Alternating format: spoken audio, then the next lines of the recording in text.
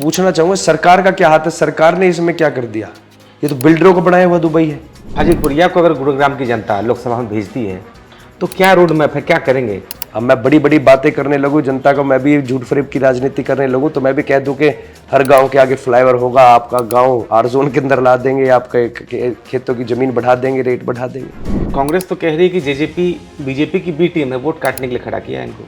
मैं कहूँगा 20 साल का कार्यकाल रहा, आज वो मेरे को 5 सौगात गिरा दे अपने मिनिस्ट्रीज के अंदर कि मैंने जनता को ये ला के दी और बढ़वा के कंप्लीट कर दी, तो मैं उनको दिग्गज नेता मान, तुम्हारे आदर नहीं है, मैं उनकी इज्जत करता हूँ। नाचत दिल्ली हिले है लंदन, मटक मटक जैसे रवीना टंडन, आग लगाने आई है बंठन, गोली चल गई नखरे विलाती ईगो में रहती, नखरे विलाती ईगो में रहती, टशन दिखाती फुल, लड़की ब्यूटीफुल कर गई चुल। नमस्कार, मैं आपके साथ हूं राजेश कुमार और इस वक्त हमारे साथ जेजेपी उम्मीदवार और बॉलीवुड के लोकप्रिय सिंगर राहुल यादव फाजिलपुरिया जी हैं। फाजिलपुरिया बॉलीवुड के लोकप्रिय सिंगर हैं, लेकिन इन दिनों अपने शोबिज को छोड़कर इस वक्त गुरुग्राम की सड़कों में गलियों में घूम रहे हैं और एक नई सियासत के आगाज़ के लिए पूरी तरह से तैयार हैं। तो क्या कुछ उनकी रणनीति है, जिस पार्टी से वो उतरे हैं, तो आगे के क्या कुछ राजनीतिक भविष्य अपने लिए देख रहे हैं, आज हम इन्हीं सब मुद्दों पर बात करेंगे। फाजिलपुरिया जी, संवाद पर बहुत स्वागत है आपका। सबसे पहले जेजेपी से आप कैंडिडेट हैं, यहाँ पर पहली बार राजनीति के मैदान में उतरे हैं जी। क्या कुछ सोचकर आप शोबिज फिलहाल उन सबको विराम देते हुए राजनीति में आए हैं? शोबिज को आराम नहीं दिया है वो भी पैरेलल हम उस पर काम करेंगे, लेकिन अभी राजनीति के अंदर हम आए हैं क्योंकि पिछले काफ़ी सालों से हम समाज सेवा कर रहे हैं। जो भी हमसे हो सकता है सोशल सर्विस में जुड़ते हैं। जैसे किसान आंदोलन का मुद्दा रहा, हमने उसके अंदर भी ज़्यादा से ज़्यादा काम किया। हमारे भाई सिद्धू मूसेवाले के साथ जो हुआ, आप जैसा कि सब लोगों को पता है, उस पर भी हमने आवाज़ उठाने की काम की, प्रोटेस्ट किया, लोग इकट्ठे किए थे। उसमें भी कोई ज़्यादा असर आया नहीं, हमारे ऊपर ही उल्टियाँ धमकियाँ आने लगी थी। उसके बाद अही रेजिमेंट का हमारे यहाँ एक प्रोटेस्ट चला काफ़ी सालों से, 2 साल से ज़्यादा लोगों को बैठे हो गए। हमने उस पर भी जाके आवाज़ उठाई तो हमारे ऊपर ही केसेस लगा दिए गए, थाने में डाल दिया गया। तो इस तरीके के काफ़ी मुद्दों पे हमने आवाज़ उठाई, काम किया। अब गुड़गांव के अंदर जिस हिसाब के आजकल के हालात हैं, जो गरीब लोग हैं और वो गरीब हो रहे हैं, तो जैसे हम जाते हैं, कुछ एनजीओ से कनेक्टेड हैं, काम करते हैं उनके साथ मिलकर, तो देखते हैं कि गरीबी का स्तर ज़्यादा बढ़ रहा है। जो गरीब लोग हैं उनके पास कोई फैसिलिटीज़ नहीं है और हम अपने बेस पे किसी एनजीओ के साथ मिलकर ज़्यादा काम कर नहीं पा रहे थे। तो भाई दुष्यंत सिंह से मेरे बहुत पुराने रिलेशन थे, पिछले 5-10 साल से हम जानते हैं। तो उन्होंने मेरे को इस लायक समझा कि उन्होंने मेरे काम करते हुए देखा है, तो उन्होंने कहा कि एक मौका दिया जाए। तो उन्होंने मौका दिया, मैंने इस पर मेहनत शुरू करी और अभी आप लोगों के सामने। आप रीजनल पार्टी के कैंडिडेट हैं, यहाँ पर गुरुग्राम की गलियों में घूमते हुए नजर आ रहे हैं, आप यहाँ के मुद्दों को उठा रहे हैं, स्थानीय मुद्दों को। तो आप क्या देख रहे हैं कि क्या ये स्थानीय मुद्दे लोगों के बीच किस तरीके से? मैं सर इन्हीं गली मोहल्लों में खेले हैं, इन्हीं गली मोहल्लों में आज भी रहते हैं। तो स्थानीय मुद्दे तो बचपन से देखते आए हैं। हमारे सामने पूरा गुड़गांव नया बन के खड़ा हो गया, लेकिन आज भी गांव का वैसा ही हाल है। आज कहने को तो नगर निगम यहाँ बना दिया गया है, लेकिन नरक निगम जैसे मैं कहना चाहूँगा। 550 करोड़ के आसपास का बजट आता है, मैंने सुना है साफ़ सफाई का, लेकिन साफ़ सफाई आप लोगों के सामने आज गलियों के अंदर पानी भर जाता है 1-1.5 घंटे की बारिश में, और बारिश ना भी हो तो सीवर का ओवरफ्लो तो ऐसा है कि गंदगी चरम सीमा पे। गाँव के अंदर चौकों के ऊपर कूड़ों के ढेर लगाए हुए हैं, पहाड़ बना दिया है, उनकी कोई सुनवाई नहीं है। अगर ज़्यादा आप प्रेशर करते हैं तो वो कूड़ा उठाने तक भी नहीं आते घर से। तो काम यहाँ पे कुछ भी नहीं हुआ, उसके लिए आवाज़ उठा रहे हैं। और जो मुद्दे मेरे नहीं है, पूरे यहाँ के लोकल एरियाज़ के सबके हैं। तो अगर गुरुग्राम की जनता आपको लोकसभा में भेजेगी तो आप क्या कुछ करेंगे वहाँ जाके? सर सबसे पहले तो जो मेन मुद्दे हैं मेरे रहेंगे शिक्षा और चिकित्सा को लेके, क्योंकि आज 75 साल हो गए देश को आज़ाद हुए, लेकिन मैं कहना चाहूँगा हमारे पास आज भी वो मूलभूत सुविधाएं नहीं है जिनके हम हकदार हैं। आज़ाद होने से पहले भी अच्छे स्कूल नहीं थे, देश आज़ाद होने के बाद भी नहीं। देश आज़ाद होने के पहले भी हॉस्पिटल्स नहीं थे, आज भी नहीं। देश आज़ाद होने से पहले भी युवाओं के पास रोज़गार नहीं था, यूनिवर्सिटीज़ नहीं थी, आज भी नहीं। तो मैं कहना चाहूँगा कि आज भी गुलामों वाली जो ज़िंदगी जी रहे हैं, पहले तो उससे पीछा छुटाना है। पहले तो आज एक नॉर्मल परिवार अपने बच्चों के लिए कमाता है कि भाई उसको अच्छी शिक्षा दी जाए, कभी चिकित्सा की जरूरत हो तो अच्छी जगह इलाज हो पाए। आज वो सारे प्राइवेट सेक्टर्स में आ गए। जो गरीब परिवार है, अगर उसको प्राइवेट स्कूल्स में एडमिशन कराना हो तो वो बच्चों की फीस भरते भरते उसकी कमर टूट जाती है। किसी कारणवश कोई बड़ी बीमारी हो जाए, कोई सड़क दुर्घटना हो जाए, ऐसी कोई दुर्घटना हो जाए, उनके साथ कोई सर्जरी करानी पड़ जाए, तो आज एक गरीब परिवार को कर्जा तक लेना पड़ जाता है। तो सबसे पहले तो इन पे काम किया जाएगा कि हर गांव के अंदर जो स्कूल की जगह दी है, जिसको हम गवर्नमेंट स्कूल कहते हैं, आज तक बिल्डिंगों में हाथ नहीं लगाया, सिर्फ एक पेंट कर देते हैं। ना वहाँ पे टीचर्स है, ना अच्छे बेंच है, ना पढ़ने को किताबें हैं। आज बच्चों के ऐसे हालात है कि पेड़ के नीचे बैठ के पढ़ रहे हैं, ना तो वहाँ पे रूम्स बनते हैं। तो सबसे पहले इन स्कूलों को ऐसा बनाया जाए कि प्राइवेट स्कूलों की तरफ देखने की ज़रूरत ना पड़े, हमारे बहन भाई इनमें ही पढ़े। उसके बाद हम बात करेंगे हॉस्पिटल्स की, जिसके लिए सरकार अच्छा बजट देती है, अच्छी लैंड भी उनको लेके देती है, उसके ऊपर काम ही नहीं होता है। पिछले 5 साल से तो गुड़गांव का हॉस्पिटल टूटा पड़ा है। कहने को तो गुड़गांव आज मिलियन सिटी है, लेकिन हम कहें वहाँ पे पार्किंग बना के छोड़ रखी है। तो हॉस्पिटल्स होने चाहिए जिससे कि कभी भी चिकित्सा की बात आए, जो लोगों को सबसे बड़ा डर लगा रहता है। और आज के टाइम में जो बीमारियां हैं वो भी चरम सीमा पे हैं। कैंसर से लेके टीबी से लेके ब्रेन हेमरेज से लेके अस्थमा तो गुड़गांव की दूसरी बीमारी हो चुकी है। सिर दर्द के बाद अब अस्थमा ही हो रहा है, क्योंकि इतना पॉल्यूशन हो गया है और जो कूड़ा डाल के रखते हैं इनके अंदर आग लगा देते हैं। तो सबसे पहले इनके ऊपर काम करेंगे, फिर यूनिवर्सिटीज़ पे करेंगे। गुड़गांव के अंदर पिछले मैं बताऊंगा 15 साल के अंदर अनाउंसमेंट्स हुई हैं, लेकिन पत्थरों के सिवा वहाँ पे ईंट नहीं लगी।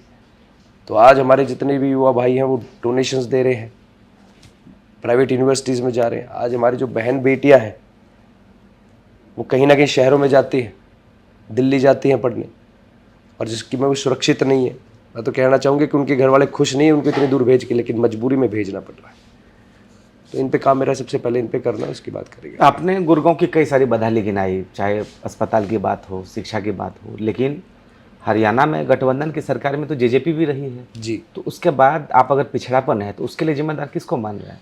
मैं कहना चाहूँगा कि जेजेपी रही 4.5 साल, जिसमें उन्होंने जो अपने मैनिफेस्टो में बातें लिखी थी उस पर भी काम किया। उन्होंने अपनी पूरी कोशिश करी। दुष्यंत जी का आपको पता है बीजेपी और जेजेपी का गठबंधन था, कितना वो काम कर पाए आप लोगों को भी पता है। जब भी वो कोई बड़ी योजना लाते उस पर उनको दबा दिया जाता था, फिर भी उन्होंने लड़ पुड़ के उन्होंने कहा था कि बड़े बुजुर्गों को हम पेंशन बढ़ाएंगे। 5100 कही थी, 3100 करने का काम किया। अगर हम बात करें हमारी महिलाओं के लिए, उनको 50% हिस्सेदारी दिलाई पंचायत के अंदर, 30% राशन के अंदर। तो उन्होंने हर जगह काम करने का पूरा प्रयास किया। लेकिन मैं कहना चाहूँगा कि कहीं ना कहीं जो 20 साल से हमारे यहाँ सांसद साहब रहे हैं, चाहे कांग्रेस से भी रह लिए और बीजेपी से भी रह लिए, केंद्र मंत्री रहे हैं, डिफेंस मिनिस्टर रहे थे, उन्होंने अनाउंसमेंट करी। सबसे पहले तो उनका हक बनता है कि गुड़गांव लोकसभा के लिए उनकी जवाबदारी बनती है, उन्होंने क्या किया है। लेकिन कांग्रेस तो कह रही है कि जेजेपी बीजेपी की बी टीम है, वोट काटने के लिए खड़ा किया है इनको।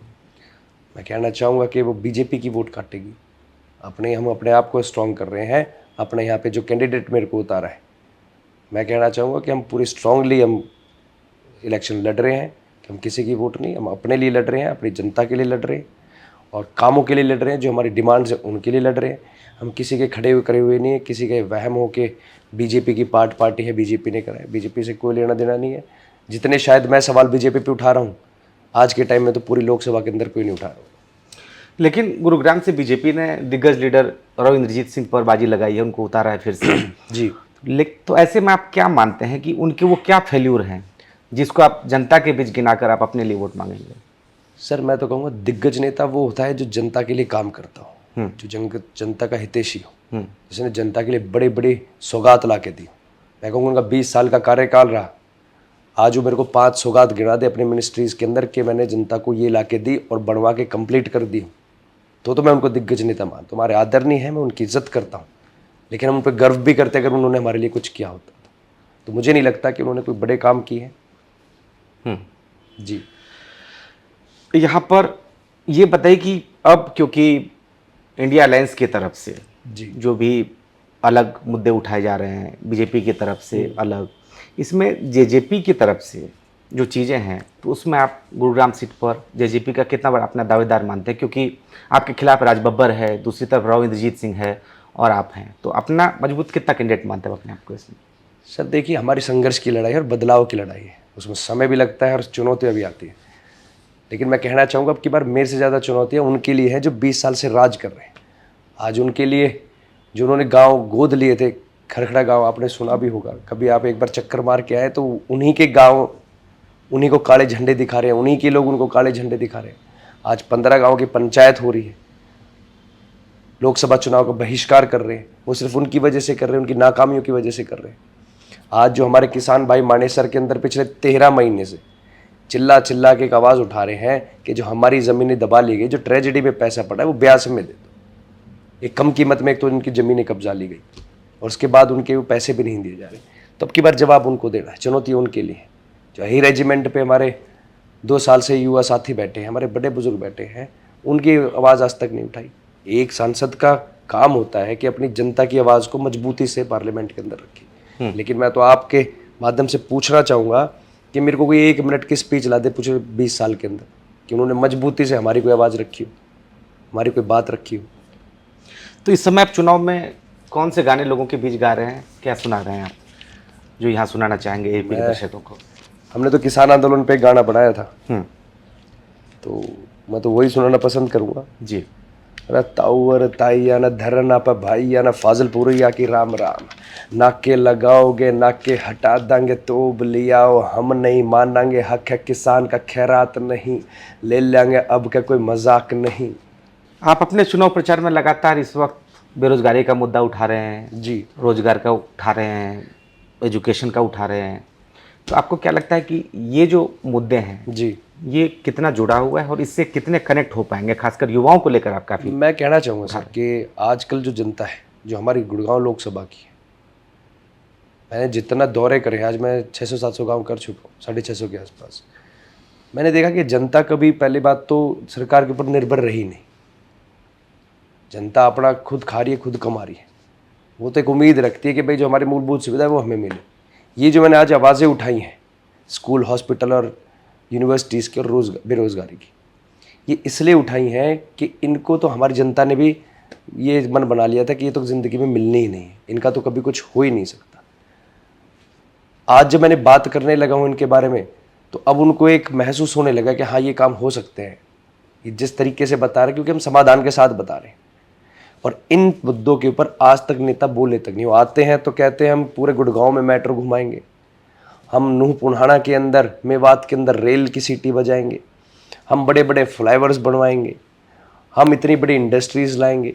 उनके बड़े मुद्दे होते हैं जो कभी साकार हुए नहीं।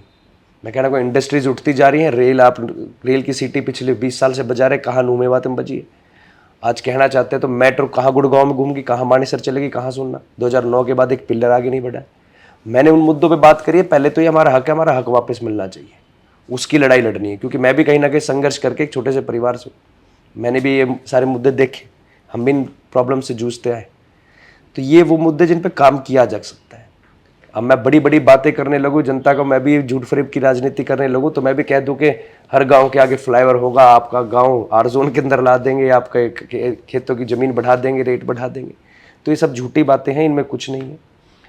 स्कूल बन सकते हैं, उनके लिए ज़मीन अलॉट होती है, उनके लिए अगर आपका सांसद मजबूत है, आवाज़ उठा सकता है, तो बड़ी ग्रांट ला सकता है।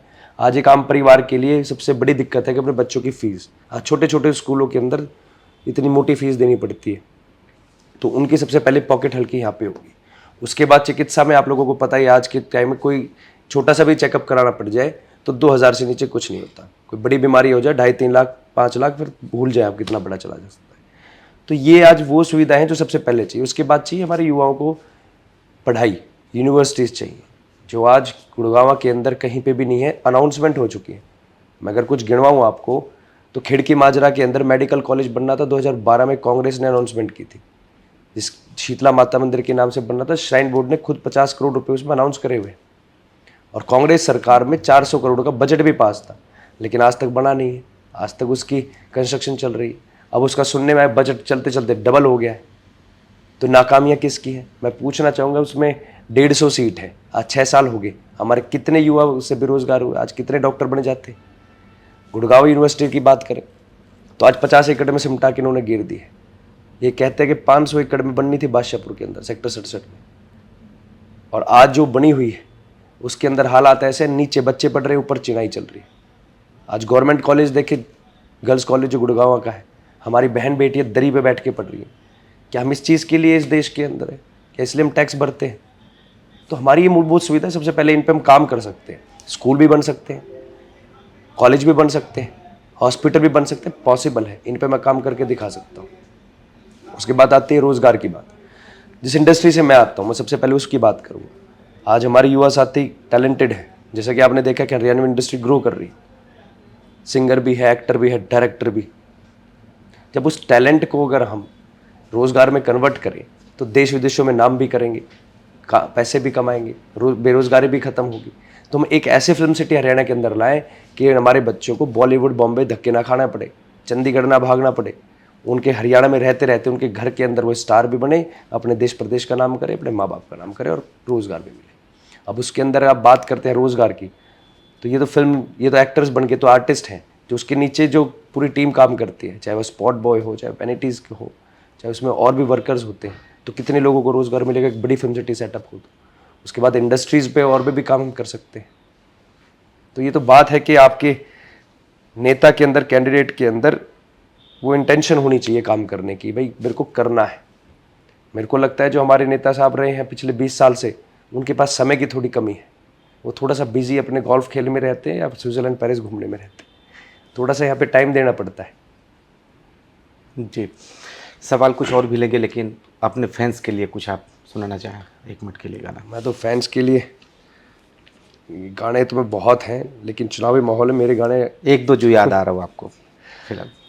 नाचो तो दिल्ली हिले है लंदन, मटक मटक जैसे रवीना टंडन, आग लगाने आई है बंठन, गोली चल गई नखरे विलाती, ईगो में रहती, नखरे विलाती, ईगो में रहती, टशन दिखाती फुल, लड़की ब्यूटीफुल कर गई चुल।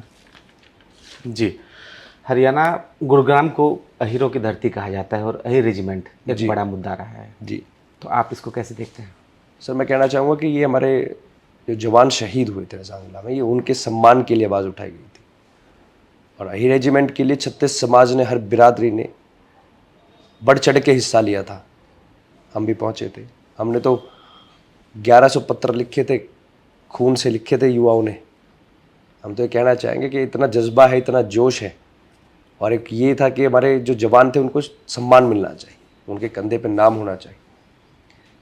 2 साल से हमारे यहाँ पे धरने के ऊपर बड़े बुजुर्ग बैठे थे, जो कमेटी इन्होंने बैठाई थी।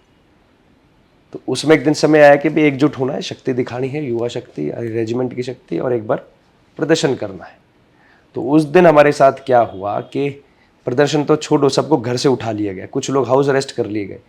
जो वहाँ पे पहुँचे मेरे जैसे लोग, उनको पुलिस पकड़ के ले गई, हवालात में बंद रखा, मुकदमे लगाए। मेरे साथ बड़े बुजुर्ग थे, 70-70 साल के, 72 साल के, उन्हें पीटा गया, उनके साथ बदसलूकी करी गई। हमारे कुछ युवा साथी थे रेवाड़ी साइड के, जो बिलासपुर जैसे थानों में बंद थे, उनके साथ बदसलूकी करी गई, गंदी गालियाँ दी, नंगा करके उन्हें पीटा गया। मैं कहना चाहूँगा कि हमारे नेताजी अपनी लोकसभा के अंदर इतने बड़े मुद्दे के लिए, जिसमें 36 बिरादरी आई हुई है, पूरा समाज हिस्सा ले रहा है, और भी काफ़ी नेतागण जो विपक्ष के थे उन्होंने आके हिस्सा लिया।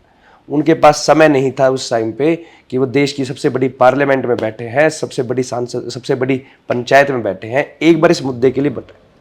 उनके मुंह से तो सुनने मिलता था कि ये तो इम्पॉसिबल है। मैं तो कहता हूँ कि इम्पॉसिबल में भी एक तो वर्ड है, आई एम पॉसिबल। एक बार कोशिश करते, आपका हक बनता है कि हमारी जनता की आवाज़ है, उसको मजबूती से रखें, बड़े ना बड़े आगे गए। ये तो रहता कि हमारे नेता ने आवाज़ उठाई।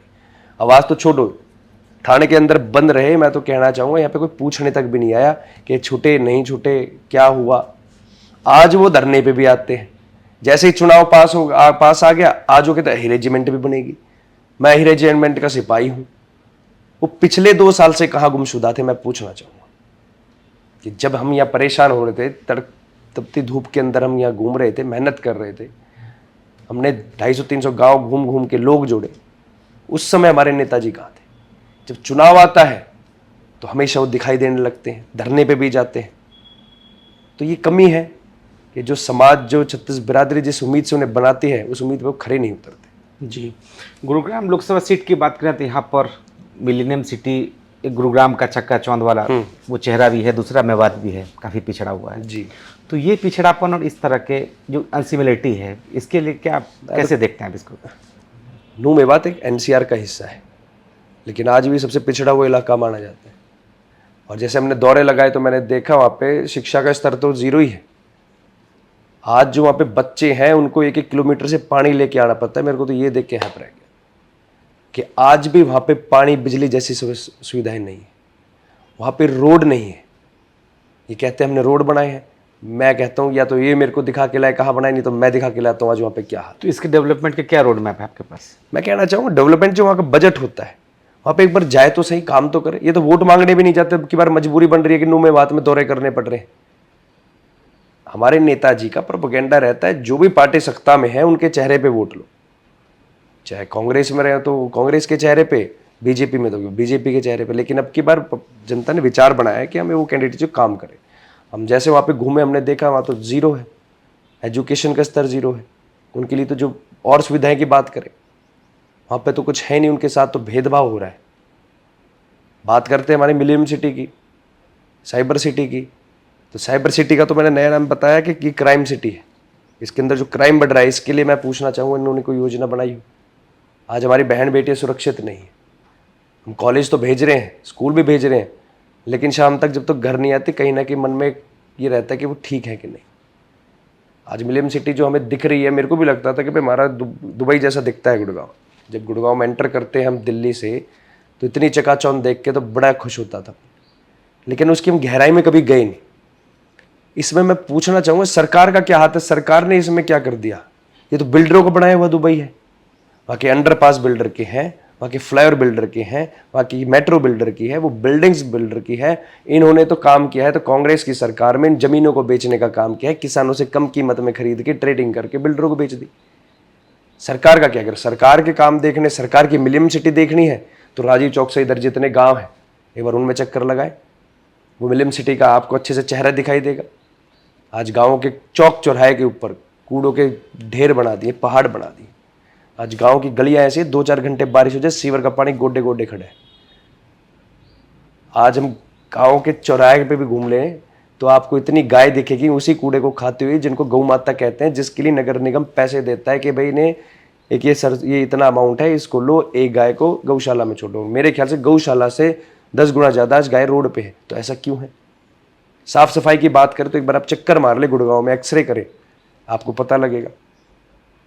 ये वो दिखाते हैं जो पब्लिक देखना चाहती है, दिखाते हैं कि हमने ये गुड़गांव बनाया, उसमें उनका कोई लेना देना नहीं। मैं बताना चाहूँगा आपके माध्यम से कि वो सारा बिल्डरों का बनाया हुआ है। अगर सरकार का बनाया हुआ देखना है तो एक बार अंडरपास राजीव चौक का देख ले। जब बारिश आ जाती है तो 48 घंटों का जाम लगता है और उसमें नावें तक चलानी पड़ती है। और एक तरफ देखिए आप डीएलएफ का कैसे मेंटेन करके रखा है, ग्रीनरी है, साफ सफाई है, प्रॉपर सिग्नल्स है, प्रॉपर लाइट है। तो यहीं पे कंपैरिजन पता लग जाता है। तो ये तो पिछड़े पर समस्याएं की बात है, लेकिन फाजिलपुरिया को अगर गुरुग्राम की जनता लोकसभा में भेजती है तो क्या रोड मैप है, क्या करेंगे? मेरा रोड मैप है सर, सबसे पहले जो मैंने बताया 3 चीज़ पे तो काम करना ही है। उसके बाद हमारे युवाओं के लिए रोजगार की बात आती है। उनके लिए बड़ी बड़ी इंडस्ट्रीज लाएंगे जो ऐसे उठ के जा रही है, जैसे मारुति जैसी, सुजुकी जैसी उठ के जा रही है, उनसे बेटर लाने की कोशिश करेंगे। जैसे दुष्यंत जी ने फ्लिपकार्ट के साथ कोलैब किया, वो यहाँ पे आए, अमेजोन के साथ किया, ऐसे आए। प्राइवेट सेक्टर के अंदर उन्होंने युवाओं को 75% रोजगार दिलाने की बात करी और दिलाया।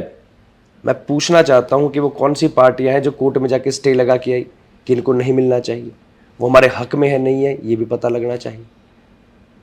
जो आज गुड़गांव के अंदर कहते हैं कि मेट्रो पूरे गुड़गांव में घूमेगी, घूमनी चाहिए, लेकिन 2009 के बाद पिल्लर नहीं बढ़ा। हम कहना चाहते हैं कि अगर हमारे पास वो ताकत आती है तो हम उसको पूरा जोर लगा देंगे, यहाँ से सोना तक ले जाने में, इधर रेवाड़ी तक ले जाने में।